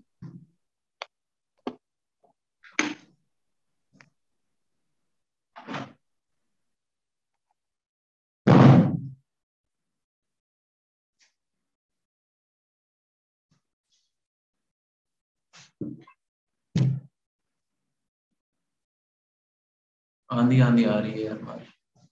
देखो, बोरॉन के एटॉमिक नंबर 5 होता है, इसके लिखोगे 1s2 2s2 2p1, ठीक है? और पी में कितने इलेक्ट्रॉन है? पी में 1 इलेक्ट्रॉन है। हम तुम्हें बता दें, किसी भी एलिमेंट के पास जितने नंबर ऑफ अनपेयर्ड इलेक्ट्रॉन होते हैं वो उतना ही बॉन्ड बनाता है। तो बोरॉन के पास तो एक ही अनपेयर्ड इलेक्ट्रॉन है, तो क्या बोरॉन एक ही बॉन्ड बना रहा है? नहीं, बोरॉन तो BH3 के साथ 3 बॉन्ड बनाता है। 3 बॉन्ड कहाँ बना रहा होगा? तो हमें समझ में आ गया कि भैया ये ग्राउंड स्टेट है, ठीक है? होगा क्या कि एक इलेक्ट्रॉन जम करके यहाँ आएगा, तो S में बचा 1 और P में कितने आ जाएंगे? 2। अब कितने अनपेयर्ड हो गए? 3। हम तुमसे ये बताना चाह रहे थे कि बोरॉन जब 3 बॉन्ड बना लेता है, जब तुमने हाइड्रोबोरेशन ऑक्सीडेशन पढ़ा है कि नहीं पढ़ा? बताओ, एक रिएक्शन होगी हाइड्रोबोरेशन ऑक्सीडेशन, पढ़ी है? पढ़ी होगी, ठीक है? तो उसमें तुम्हें ध्यान होगा कि बोरॉन जब 3 बॉन्ड बना लेता है, उसके बाद एक वैकेंट p ऑर्बिटल बच जाता है। देखो यार, खाली है कि नहीं है? तो इसी वैकेंट p ऑर्बिटल का क्या करना है? हमें फायदा उठाना है, ठीक है? देखो एक्चुअल में होता क्या है यार, इलेक्ट्रॉन का काम होता है खाली जगह देख के उसमें घुस जाना, ठीक है? इलेक्ट्रॉन का काम ही क्या है? जहां पे खाली जगह देख घुस जाएंगे उसमें। तो ये क्या करेंगे, ये तुरंत ही जाके यहाँ पे अटैक कर देंगे। क्यों? क्योंकि बोरॉन के पास एक वैकेंट p ऑर्बिटल है ना। अगर नहीं होता तो नहीं जाते, बट क्योंकि है तो जाएंगे। बोरॉन के पास बेटा एक वैकेंट p ऑर्बिटल होता है जब वो 3 बॉन्ड बना ले उसके बाद भी। तो तुम्हें स्ट्रक्चर कुछ, ये रेजोनेंस कुछ ऐसा दिखेगा कि BH2 पे आ जाएगा, सॉरी हाँ, निगेटिव, यहाँ पे आ जाएगा double bond CH single bond CH2 और दे दिया तो इसको पॉजिटिव। समझ गए? तो ये थोड़ी छोटी बेसिक बेसिक बातें तुम्हें ध्यान रखनी होती है, कहाँ पे रेजोनेंस होगा, कहाँ पे रेजोनेंस नहीं होगा। चलो इतना खैर बताओ, इतना समझ में आया तुम लोगों को? Yes sir. एक्टिविटी में बताई थी तुम लोगों को, है ना? एक्टिविटी अब आगे क्या आता है, ये भी हो गया, ये भी हो गया, ये भी हो गया, बनाना ये भी हो गया। अब मेथड ऑफ प्रिपरेशन पे आते हैं, ठीक है? चलो अब हेडिंग बता दो, MOP, method of preparation. Method of preparation, organic inorganic physical में सबसे ज्यादा कौन सा तुम्हारा तैयार है टॉपिक? क्यों?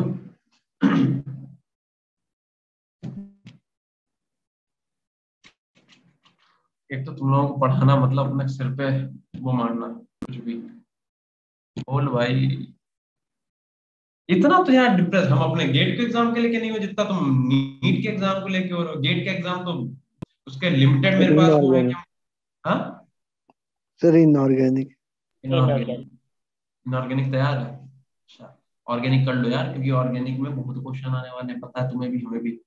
इनऑर्गेनिक ऑल्दो सबसे ज्यादा क्वेश्चन की वेटेज है उसके पास, बट फिर भी सिर्फ इनऑर्गेनिक पेपर अपना लिखिएगा।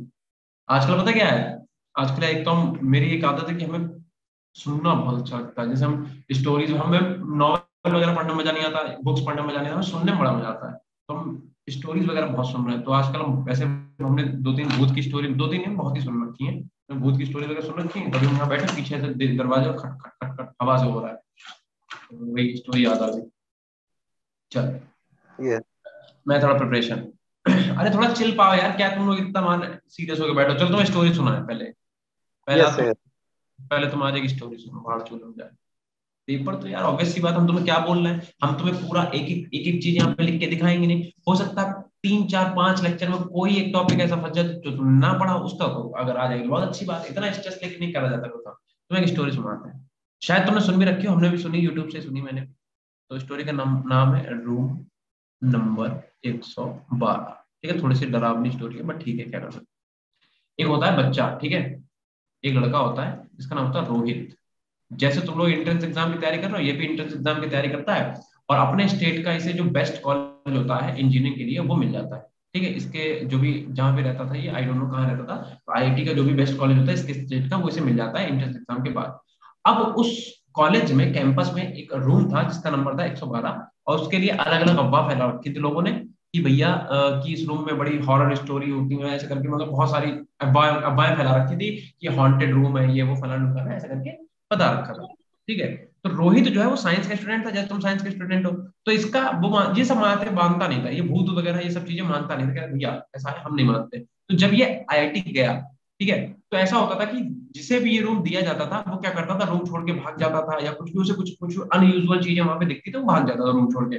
बट रोहित ने क्या करा, खुद लेटर लिख के दिया कि हमें वही रूम चाहिए, हॉस्टल के लिए हमें वही रूम चाहिए। तो यहाँ पे जब आईआईटी के प्रोफेसर वगैरह जो रूम अलॉट करते हैं, उन्हें जब ये बात पता चली कि तो बड़े खुश हो गए, बोले यार ये हुई ना साइंस वाली बात, मतलब यार आईआईटी का कॉलेज है, सब इंजीनियर बड़े भरे पड़े हैं वहां पे, मतलब साइंस की बात हो रही, तुम भूत प्रेत लेके बैठे हो। तो बोले हाँ ठीक है। तो इन्होंने क्या करा, इसे 112 नंबर जो है वो दे दिया, बोले जाओ तुम लोग जाकर।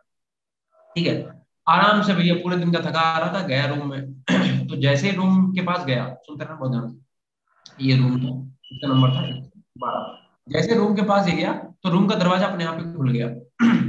ठीक है, रूम का जो गेट था अपने आप ही खुल गया, तो ये डर गया एकदम से कि यार सच में हॉन्टेड है क्या। तो उसके अंदर एक लड़का था फिलहाल, ठीक है, उसका नाम था रांझा। उसका नाम था रांझा, नाम देख रहे हो कितना अजीब सा है, नाम था रांझा। तो एकदम से हंसा, बोला अच्छा तुम यहाँ पहले से रह रहे हो, तो बोला हाँ, मतलब मैंने भी यही रूम लिया। तो बोला आप भी साइंस से हो, बोला हाँ। तो बोले आप भी मतलब भूत वगैरह नहीं मानते, रोहित मतलब रोहित जो है वो रांझा से पूछ रहा था कि तुम भी मतलब रोहित भूत वगैरह नहीं मानते, तुम भी ऑब्वियस सी बात यहाँ रह रहे होगे। बोला हाँ मैं भी ये सब नहीं मानता हूँ, इसीलिए मैं यहाँ पे रह रहा हूँ। तो कहता अच्छा, तो कहता और बताओ मतलब कैसे क्या है। तो कह रहा है कि मैंने भी यही सब सुन रखा है कि यहाँ पे बड़ी हॉन्टेड वगैरह स्टोरीज वगैरह जो है वो मतलब लोगों ने फैला रखी है, ये वो फलाना होगा ना, ऐसे ऐसे करके कई सारी चीजें बताई। तो रांझा बोला, रांझा मतलब जो उस रूम में पहले से था, रांझा, रांझा, वो बोला यस। उससे, किससे बोला, रोहित से बोला। रोहित से बोला कि यार लेकिन हमने जो स्टोरी सुन रखी है, आई डोंट थिंक कि तुमने कभी सुन रखी होगी इस रूम के बारे में। तो रोहित बोला यार ऐसी कौन सी स्टोरी, क्योंकि बोला हमने भी बहुत सारी स्टोरी सुनी है तभी हम यहाँ पे मतलब आए, क्योंकि हमें गलत प्रूव करना था, लोगों को प्रूव करना था ये जस्ट एक मिथ है और बाकी ऐसा कुछ होता नहीं है। तो राजा बोला बट मैंने जो स्टोरी सुन रखी है वो तुमने नहीं सुन रखी। बोला बताओ भैया। तो राजा बोला कि कुछ समय पहले, आज कुछ समय नहीं मतलब आज से 40 साल पहले, यहाँ पे एक लड़का आया इसी रूम में रहने, ठीक है, इसी हॉस्टल में रूम में एक लड़का रहने आया, नाम उसका आई डोंट नो क्या था, वो लड़का रहने आया। तो ये जैसे उसका रूम है, तो इसके रूम जैसे ये आगे पीछे वाली वॉल है, इसके पीछे वाली वॉल पे एक विंडो थी, और इस विंडो से इधर गर्ल्स हॉस्टल था, सुनते रहना, यहाँ पे गर्ल्स हॉस्टल था। तो गर्ल्स हॉस्टल का ये जो भी रूम होगा इसकी विंडो यहाँ पे थी। तो यहाँ पे जब राजा आया तो यहाँ पे उसे लड़की दिखी, ठीक है, ये लड़की उसे दिखी, इस मतलब ये 40 साल पहले की बात बता रहे हैं, जो जो इस रूम में रहता था, ठीक है। तो लड़की दिखी, तो ऐसे ही ये लोग बैठे एक दूसरे को देखते रहते थे, इस टाइप से मतलब चल रहा था इन लोगों का, ठीक है। देखते थे भैया, होता नहीं है मतलब इस एज में तो हो ही जाता है ये सब चीजें, है ना। तो देखते थे ऐसे, देखते देखते देखते देखते यार इनके बीच मतलब प्यार मोहब्बत वाली चीजें होने लगी, इन दोनों का कनेक्शन बन गया, ठीक है, लड़की का और लड़के का। जब लड़की और लड़के कनेक्शन बन गया तो ये आपस में मिलने लगे, घूमने फिरने लगे, ठीक है, ये सब चीजें होने लगी। ठीक है, बात आ गई कि अब ये लड़की कहने लगी हम शादी करेंगे, तुमसे करेंगे, ये फलाना करना। लेकिन जब इस लड़की के पापा को पता चला, तो आज के टाइम पे, अब तो बिल्कुल भी अभी भी देखा जाए तो बहुत पुराने गांव वगैरह में आज भी है, बट पहले पता कास्ट वगैरह की चीजें बहुत होती। ये जो लड़की थी ये मतलब एक ऊंची कास्ट की थी, आई डोंट नो क्या थी, बट एक ऊंची कास्ट की थी, जबकि लड़का जो था वो दलित था। दलित का मतलब, यस ठीक है, सर। तो ये नीची कास्ट का था। तो इसके लिए यार इस क्वालिफाई करना, इस पेपर को क्वालिफाई करना, उसके बाद इस हॉस्टल में आना, इसके लिए बहुत बड़ी बात है, इसके उसके पापा के लिए, क्योंकि इसके जो पापा थे वो इसी इसमें चौकीदार थे, मतलब इसी स्कूल में उसके पापा क्या थे, चौकीदार थे, ठीक है। ध्यान रखना, जिस हॉस्टल में वो आया है उसी उसमें हॉस्टल में इस बच्चे के पापा चौकीदार थे। तो उसके लिए बहुत बड़ी बात थी भैया कि उस समय दलित लोगों को कुछ नहीं समझा जाता था कि अरे ये वो नीची जात के, ये वो एक्स्ट्रा है, बहुत गलत गलत बातें करी जाती थी। और बिल्कुल भी ऐसा माना जाता था कि इन लोगों की बस की नहीं पेपर वगैरह क्वालिफाई करने, बट उसने किया, उसके लिए बहुत बड़ी बात थी, ठीक है। बट इनका कनेक्शन बन गया, तो जैसे लड़की के पापा को, पापा नहीं बोलेंगे, लड़की के जब बाप को ये बात पता चली कि इनका अफेयर एक लड़के से चल रहा है, वो लड़का एक चौकीदार का बच्चा है पहली बात तो, और दूसरा दलित है, ठीक है। तो इसने क्या करा, इसके बाप ने कुछ गुंडे भेजे, गुंडे भेज के मतलब इस वाले रूम में आए गुंडे, और इस रूम में से खूब मारा खूब मारा खूब मारा, इतना मारा जब तक कि मर नहीं गया तब तक मारा, मतलब मारते मारते से मार ही दिया इस लड़के को, मार दिया। और उसके बाद उसके छोटे छोटे पीस ऐसे कट करे और कट करके एक बॉक्स में भर दिए।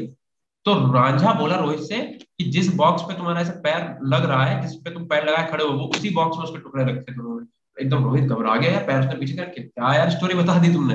बोला ये हुआ। बोला अच्छा। बोले 40 साल पहले यहाँ पे ये हुआ था, इस वजह से ऐसा ऐसा मानते हैं। तो रोहित ने पूछा भैया रांझा से कि उस लड़की का क्या हुआ।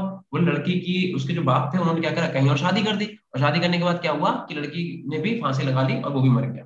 तो बोला उसके बाप का क्या हुआ, उस लड़के का बाप पकड़ा नहीं गया। वो लड़के का बाप इसलिए नहीं पकड़ा गया क्योंकि ऐसा उन्होंने दिखा दिया कि लड़का जो था वो ड्रग्स लेता था और ड्रग्स डीलर ने आके उसे मिलकर यहाँ पे मार दिया। ऐसे ऐसे करके यहाँ पे हुआ था। ठीक है, तो ये रांझा ने स्टोरी सुनाई किसे, रोहित को, आज से 40 साल पहले की। उसने बोला कि ये 40 साल पहले यहाँ पे एक्चुअल में हुआ था। तो यार यस रोहित बोला, रोहित जो है वो रांझा से बोला कि यार तुम्हें कैसे पता, मतलब तुम्हें ये सब बात क्या, तुम्हें कैसे ये बात पता है। बोला कि रांझा बोला क्योंकि आज से 40 साल पहले जो उसके पापा थे वो यही काम करते थे। बहुत ध्यान से सुनना, रांझा के पापा जो थे 40 साल पहले वो इसी हॉस्टल में काम करते थे, यहीं पे थे। ठीक है।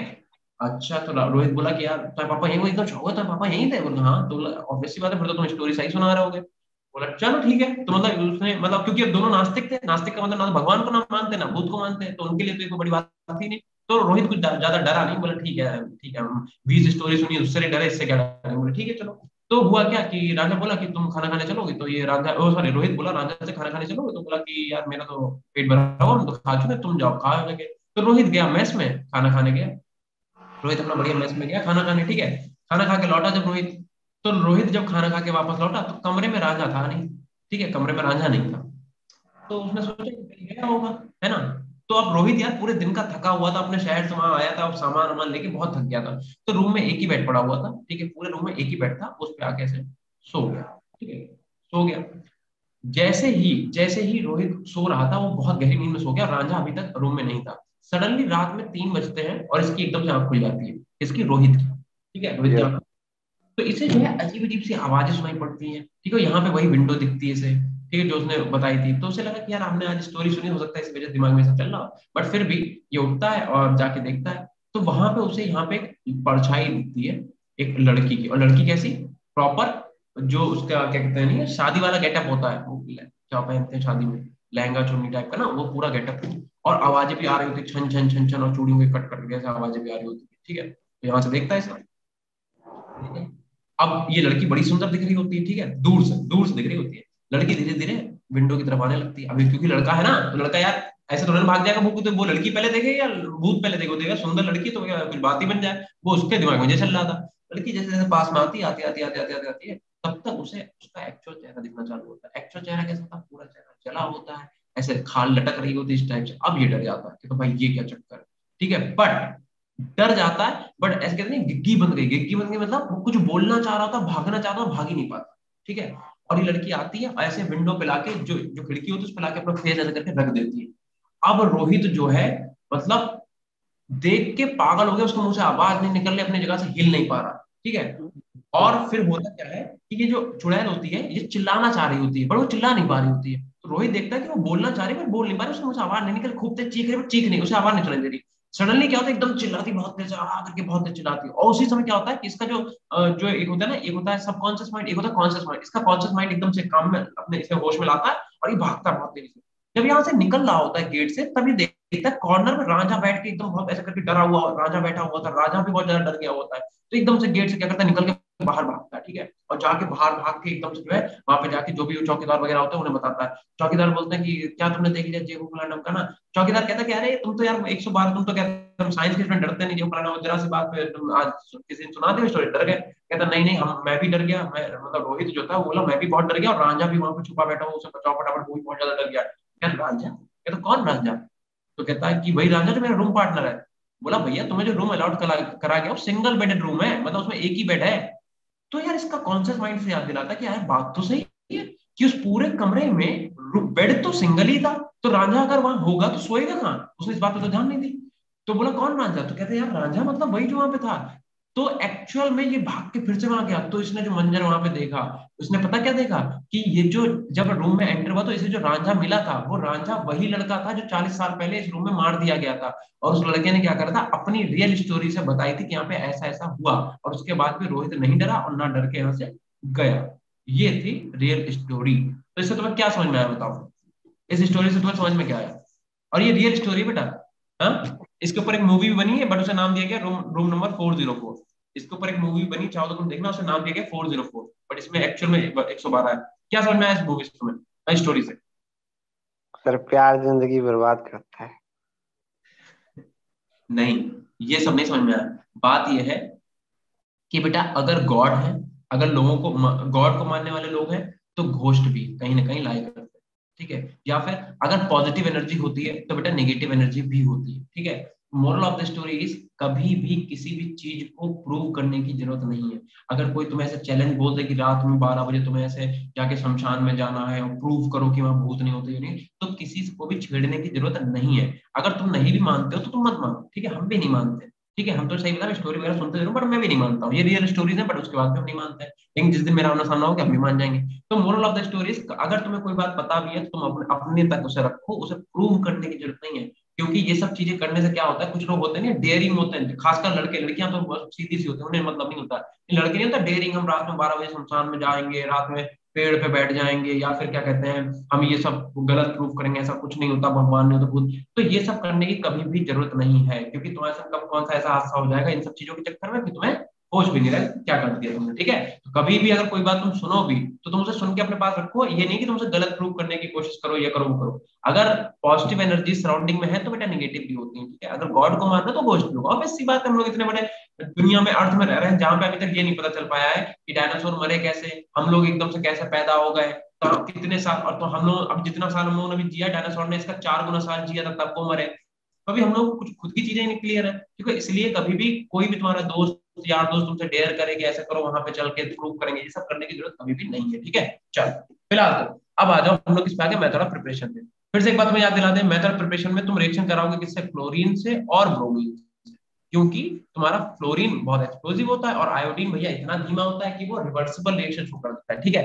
तो पहले हेडिंग डालो फ्रॉम एल्केन्स, फर्स्ट हेडिंग आ जाएगी इसके अंदर, फ्रॉम एल्केन्स, एल्केन्स, ठीक है? फ्रॉम एल्केन्स, फ्रॉम एल्केन्स में सबसे पहले हेडिंग क्या पड़ेगी? Free radical halogenation, first heading आ जाएगी फ्री रेडिकल, पढ़ी है तुम लोगों ने ये? हैलोजिनेशन, फ्री रेडिकल हैलोजिनेशन, ठीक है? क्या होता है एक्चुअल में? एक्चुअल में ये होता है कि आप एक एल्केन उठाते हो, एल्केन को मगर ऐसे लिखते हो, कोई दिक्कत किसी को? कोई दिक्कत नहीं। और यहाँ से क्या हो जाएगा बेटा, H2 उठाएंगे और यहाँ से क्या करेंगे, सनलाइट के प्रेजेंस में रिएक्शन कराएंगे और इसे हीट कर देंगे, या फिर तुम्हारा क्या बन जाएगा, RX बन जाएगा। मतलब ऐसे अगर ऐसे लिखते हैं, फॉर एग्जाम्पल अगर हम इसे ऐसे लिखते हैं X बॉन्ड X, तो यहाँ से क्या होगा, एक तुम्हारा HX निकल जाएगा, ठीक है? और एक R जो है वो इस X से RX बना लेगा और तुम्हारा क्या बन जाएगा, HX बन जाएगा। बहुत सिंपल से रिएक्शन है, बना सकते हैं हम लोग, ठीक है? बताओ। अच्छा, अब एक बार बताओ, ये रिएक्शन कैसी होती है? ध्यान रखना, जो फ्री रेडिकल हैलोजिनेशन रिएक्शन होती है ये एक ऑक्सीडेशन रिएक्शन होती है, ध्यान रखना, ठीक है? This is the oxidation reaction. ये तुमसे क्वेश्चन पूछा जा सकता है, ठीक है? ये तो ऑब्वियसली बात, बहुत सिंपल रिएक्शन तुमसे नहीं पूछेगा, ठीक है? अब जरा इसकी मैकेनिज्म पे आ जाते हैं, ठीक है? तो अगर हम यहाँ पे मैकेनिज्म लिख लें, मैकेनिज्म, तो देखो फटाफट मैकेनिज्म। सबसे पहला स्टेप कौन सा होता है बेटा? कौन सा होता है फर्स्ट स्टेप? बताओ। चेन इनिशिएशन या फिर इनिशिएशन स्टेप, ठीक है? Initiation step. यार लड़कियों, तुम लोगों को समझ में आया? पहले ये बताओ तुम लोगों को कहानी समझ में आई? क्यों? Yes sir. अच्छा, कैसी लगी? डरावनी लगी? No sir. यार फिर फायदा क्या हुआ सुना है? मतलब डरावनी थी, बट अब ऑब्वियस सी बात है, लैपटॉप पे ऑलरेडी 40 लोग बैठे हुए हैं, तो वहां पे तो डरावनी नहीं लगी। एक अगर अकेले बैठ के सुना दे रात में तो लगेगी ना, ऐसे तो ऑब्वियस बात नहीं लगेगी, ठीक है?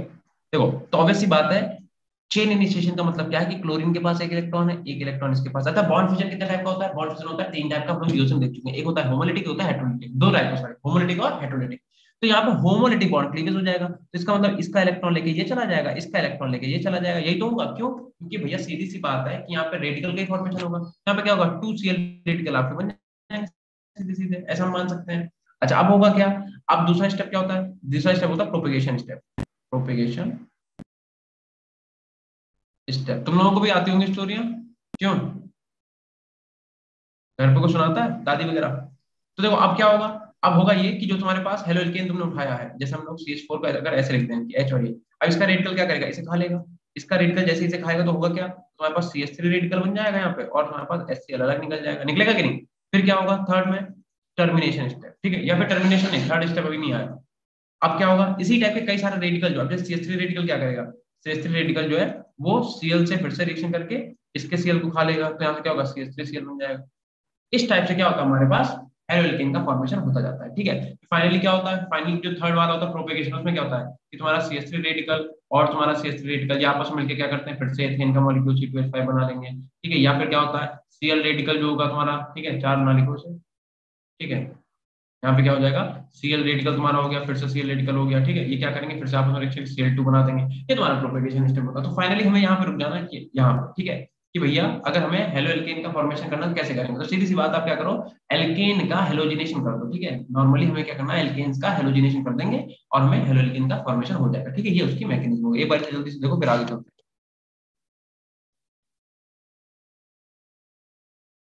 हो गया बेटा? Yes sir.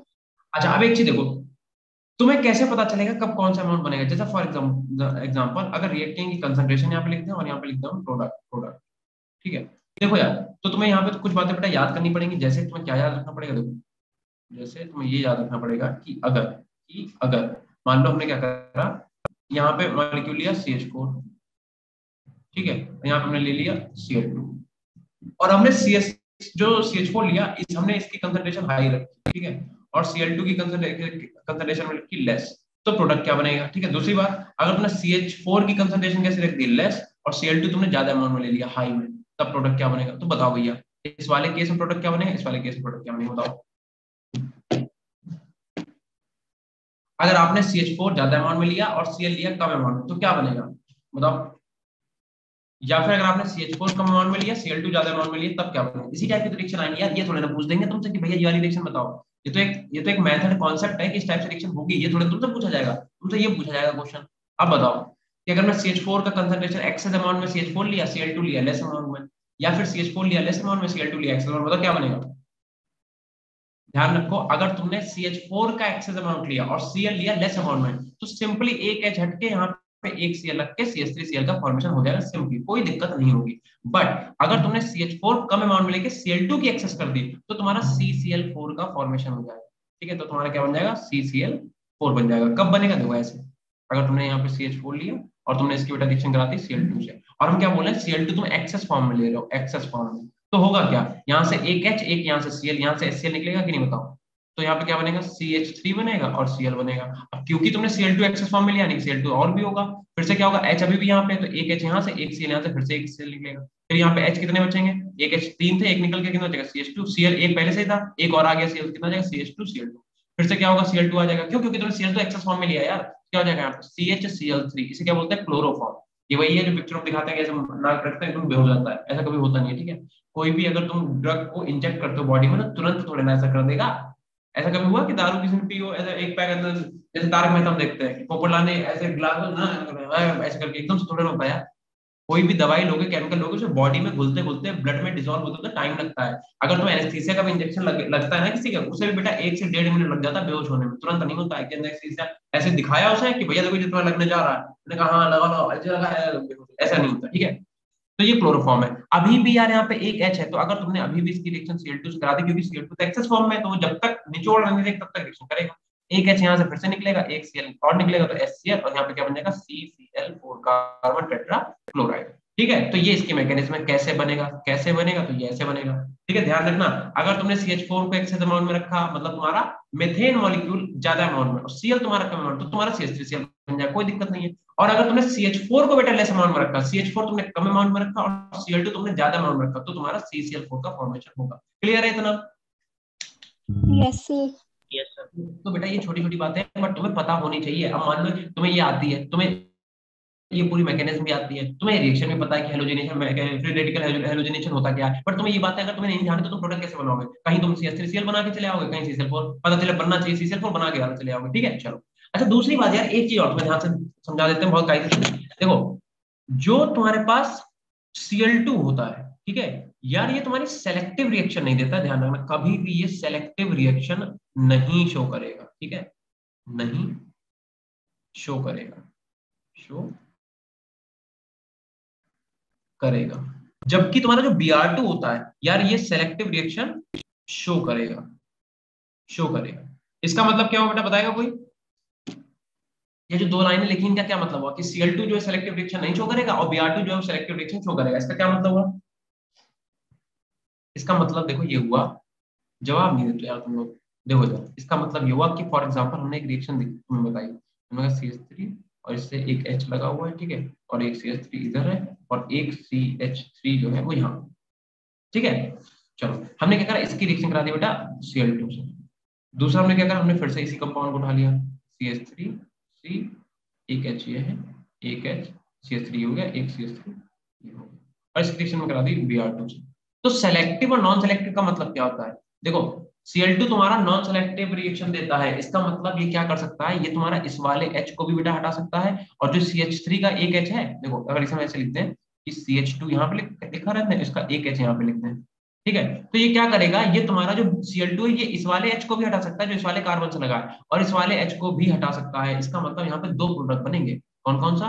एक तो तुम्हारा CCl आके यहाँ पे भी जुड़ सकता है, ठीक है, CH3 और CH3, इस वाले को नहीं छुआ उसने, ठीक है। दूसरा क्या कर सकता है, उस वाले को छू सकता है, तो इसका मतलब यहाँ पे क्या हो जाएगा, CH3 C और इससे H ऐसे कैसे लगा दो, यहाँ पे CH3 लगा दो, और यहाँ पे क्या आ जाएगा, यहाँ पे CH2 और यहाँ पे आके इससे Cl2 जाएगा। तो ये सेलेक्टिव थोड़े ना हुई, यहाँ पे तो दो प्रोडक्ट मिल रहे हैं, बट वो बात अलग है कि यहाँ पे रेशियो अलग अलग होता है। जैसे ये 40:60 होता है, 40:60 का रेशियो होता है, मतलब ये वाला जो प्रोडक्ट बना है वो बना तो मतलब कहने का मतलब ये कि अगर तुमने ये वाली रिएक्शन करा दी तो इसमें तुम्हें 40% ये वाला अमाउंट, मतलब जो प्रोडक्ट मिलेगा वो 60% ये वाला मिलेगा। हम चाह रहे हैं बिल्कुल ना मिलेगी, हम चाह रहे हैं ये वाला मिले ही ना, ठीक है, हम चाह रहे हैं ये वाला मिले हमें, सॉरी उल्टा बोल गया, एक सेकंड उल्टा लिख दिया, सॉरी, 60% ये वाला मिलेगा, 40% ये वाला मिलेगा। तो यहाँ पे रेशियो रहता है, सेलेक्टिव रिएक्शन नहीं होती है कि हमें जो प्रोडक्ट चाहिए वही वाला मिल जाए। बट अगर तुमने Br2 की रिएक्शन करा दी तो क्या होगा, तो भैया जो कार्बोकेटायन स्टेबल है ये उसे हटाए। देखो अगर इसने इस वाले का यहाँ वाला हाइड्रोजन हटाया, ये वाला हाइड्रोजन, तो 3 डिग्री कार्बोकेटायन बनेगा कि नहीं बनेगा, बताओ? बनेगा, है ना। और जब 3 डिग्री कार्बोकेटायन बनेगा तो Br भी आके यहीं पे लगाएगा। तो ऑब्वियस सी बात है, तुम बताओ अगर हम तुमसे लिख दें, देखो मान लो एक बार फिर से आ जाओ, बाहुबली वाली मूवी देखी सबने? कहाँ देखिए ना। मान लो ये शिवगामी देवी है, ऐसे करके ये खड़ी हुई शिवगामी देवी, ठीक है, ये ऐसे इनके हाथ में जैसे बाहुबली है बच्चा छोटा वाला, इधर भी इधर भल्लाल देव का बाप खड़ा हुआ है, मान लो टकला, ठीक है। अब हमें इन्हें प्रोटेक्शन देनी है, हमने क्या करा, हमने 3 कटप्पा ऐसे खड़ा करे, एक कटप्पा इधर, सोचो एक ही कटप्पा इतना खतरनाक था, तुम 3 दे रहे हो, तीसरा कटप्पा इधर, तो ये इस साइड से प्रोटेक्ट कर रहा है, ये इस साइड से प्रोटेक्ट कर रहा है, ये इस साइड से प्रोटेक्ट कर रहा है। अगर इन पे बेटा इफेक्ट मतलब अटैक होगा तो सिर्फ एक ही साइड है जिससे इन पे अटैक हो सकता है, और भैया वो खुद भी राजकुमारी, खुद भी लड़ सकती है, डिफेंड कर सकती है अपने आप को। बट भल्लाल देव को बाबा हमने प्रोटेक्शन कैसे दी, हमने एक कटप्पा इधर, एक कटप्पा इधर, एक कटप्पा इधर। अब जरा इधर देखो, तीनों कटप्पा एक ही डायरेक्शन में खड़े करे, कोई इधर से आके टपका के जा सकता है, कोई इधर से आके टपका के जा सकता है, कोई इधर से आके टपका के जा सकता है। प्रोटेक्शन किसकी अच्छी है, शिवगामी की, भल्लाल देव की बाबा की, बताओ? सर शिवगामी की। प्रोटेक्शन अच्छी है ना। तो इसका मतलब ये ज्यादा स्टेबल फॉर्म में, जो शिवगामी देवी है ज्यादा स्टेबल फॉर्म में है। तो ऐसे ही अगर ये वाला कार्बोकेटायन बनाओगे तो इसे 3-3 ग्रुप अलग अलग डायरेक्शन से प्रोटेक्ट कर रहे होंगे। इसका मतलब ये वाला ज्यादा स्टेबल होता है और ये वाला लेस स्टेबल होता है। तभी तो बोलते हैं कि 3 डिग्री कार्बोकेटायन ज्यादा स्टेबल, फिर 2 डिग्री, फिर 1 डिग्री। स्टेबिलिटी का यही तो मतलब है कि कब कहां पे जल्दी अटैक नहीं होगा, ठीक है। तो Br2 जो है वो सेलेक्टिव रिएक्शन देता है, Br2 सिर्फ 100% यही वाला प्रोडक्ट बनाएगा, ये तुम्हारा ये वाला नहीं बना देगा कि ये वाला बना दो, ठीक है।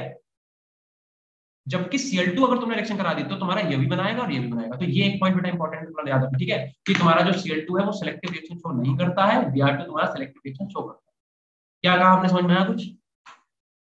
यस सर ठीक है।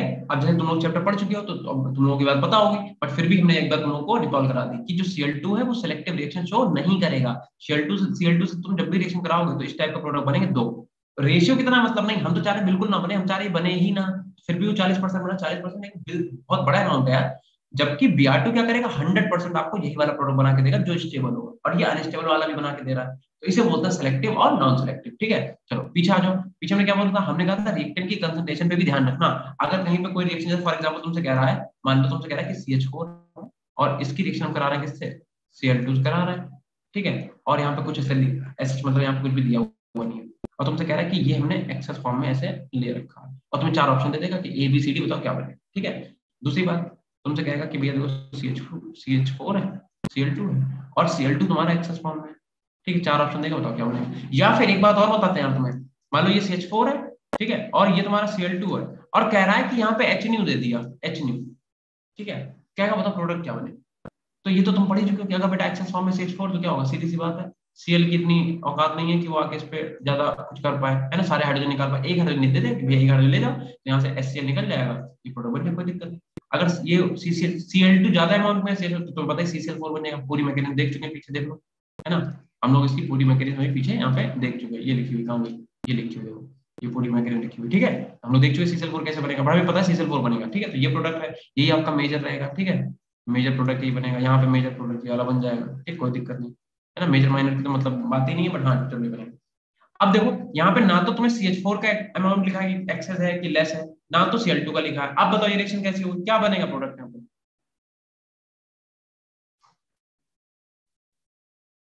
बताओ भैया।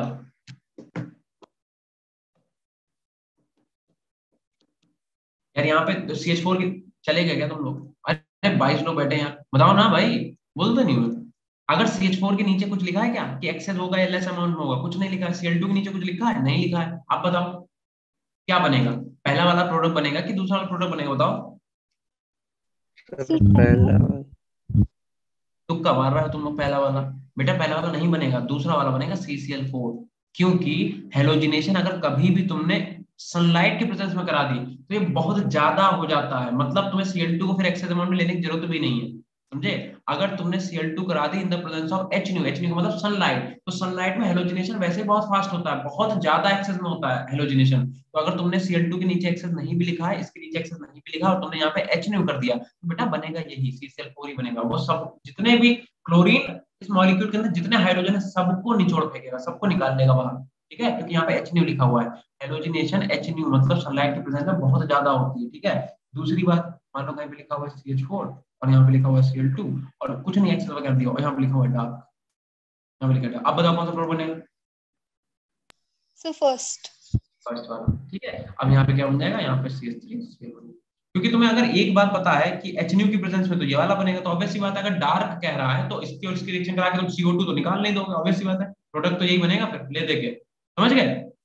अगर डार्क बोला जा रहा है, डार्क, ठीक है, तो डार्क की प्रेजेंस में CH3Cl ही बनेगा, ठीक। और अगर अगर तुम्हें HNu दे रखा है तो तुम्हारा क्या बनेगा, CCl4 का फॉर्मेशन होगा। आई बात समझ में, इतना क्लियर है कि नहीं, बताओ। Yes sir. तो बस याद रखना है, ठीक है, कि देखो ये कितना इंपॉर्टेंट पॉइंट बन गया तुम्हारे लिए कि अगर एक्सेस में दे रखा है तो ये वाला कंपाउंड बन जाएगा, ठीक है, अगर Cl2 एक्सेस में तो ये वाला कंपाउंड बन जाएगा, और CH4 और Cl2 में, ठीक है, अगर HNu लिखा हुआ है मतलब HNu में सनलाइट के प्रेजेंस में हेलोजिनेशन बहुत तेज होता है, बहुत ज्यादा होता है, ठीक है, तो ये वाला प्रोडक्ट ही बनेगा, बहुत ज्यादा का मतलब जितने इसके अंदर हाइड्रोजन सबको निकाल लेगा बाहर, और डार्क लिख दोगे तो डार्क का मतलब ऐसे, तो इसी यानी एक याद कर लो, दूसरी अपने आप याद रहेगी कि डार्क के प्रेजेंस में क्या होगा, जब फास्ट होगा नहीं तो स्लो होगा, स्लो का मतलब क्या होगा, एक हाइड्रोजन खाली निकाल पाएगा और CH3 से। तो यहाँ तक की बातें क्लियर है कि नहीं है, बताओ। Yes ma'am, sir. yes, sir. ये एरोमेटिक वाला बेटा समझ में आया था सबको, ये तो क्लियर हो गया ना तुम्हारा, इसमें किसी को यस कुछ पूछना, ठीक है। तो देखो अब ये है कि हम तुम्हें क्या करेंगे कल, और इसके जो थोड़े बहुत बेसिक से टर्म्स हैं जो हमें ऐसा लगता है कि तुमने पढ़े हैं बट तुम्हें नहीं शायद याद होंगे या रिकॉल होंगे, हम उनका रिवीजन और करा देंगे। और परसों से हम लोग क्या करेंगे कि क्वेश्चंस के साथ, जैसे हाइड्रोकार्बन का हम लोगों ने रिवीजन करा वैसे क्वेश्चंस के साथ हम लोग इसका रिवीजन करेंगे, ठीक है। तो जो भी एक आध पॉइंट हमें ऐसा लगेगा कि क्वेश्चन में तुम्हें समझाना है या टॉपिक क्वेश्चन में कराना है तो हम लोग क्वेश्चन के साथ करा देंगे, ठीक है। जैसा बाकी तुम लोग बताओ क्या करना चाह रहे हो, चलो ठीक है ऐसे। ठीक है, ओके मैं, तो यही करते हैं, ठीक है। इसका हम तुम्हें कल एक और लेक्चर देंगे, उसमें जितने हम लोग पॉसिबल चीजें हैं जो हमें ऐसा लगेगा तुमने नहीं ध्यान दिया होगा उन पे, जो थोड़ी ट्रिकी हैं उन्हें हम करा देंगे, और कराने के बाद हम लोग क्या करेंगे कि अपना जो नेक्स्ट लेक्चर होगा उसमें इसके क्वेश्चन उठाएंगे, क्वेश्चंस के साथ पूरे चैप्टर को रिवाइज करेंगे, ठीक है। चलो अब तुम अपनी नेक्स्ट क्लास लो, आज कौन सी क्लास है, बायो की होगी आज, सर। अच्छा अच्छा, चलो ठीक है फिर, मिलते हैं नेक्स्ट क्लास में, मजे करो तब तक, पढ़ो अच्छे से, और स्ट्रेस लेके मत पढ़ो यार, रिलैक्स होके पढ़ो, ठीक है, इतना कुछ खास पेपर भी नहीं कि बहुत टफ हो, मतलब टफ है बट इतना भी नहीं, ठीक है। चलो चलो, thank you sir. Thank you, sir. Thank you sir. ठीक है।